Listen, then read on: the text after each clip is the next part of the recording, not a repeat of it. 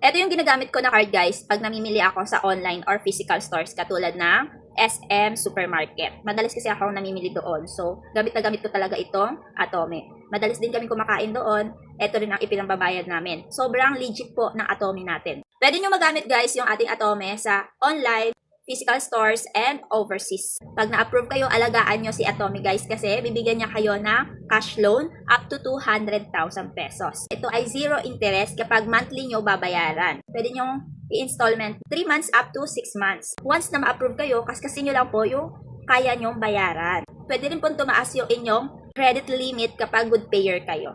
Maganda rin tong gamitin para mag-build ng credit score. Para mabilis kayo guys ma-approve, kailangan meron kayong referrer.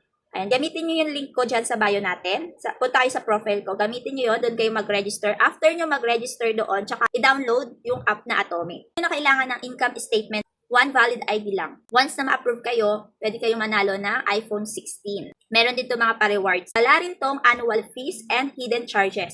Hindi po ako binayaran ni Atome para i-promote to. Sinasabi ko sa inyo, based lamang po sa aking experience. Pumunta kasi kami sa clinic, pina-check up ko si Luna. Ito nga pala si Luna. Oh. Pag may sakit to guys, lagi tong nasa tabi ko.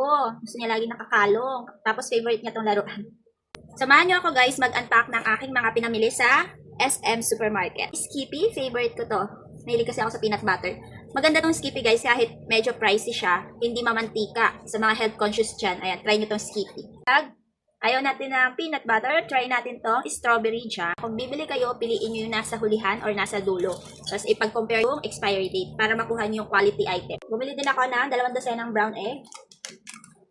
November 28 pa yung expired niya. Magmamilo naman tayo ngayon. Wet food para sa mga alaga kong picky eater. Yakult, papaya, sayote. Bumili ako kahapon ng pipino. Bumili ako ulit ng pipino ngayon.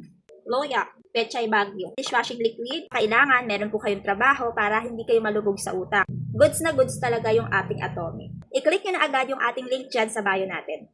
Kaskas responsibly!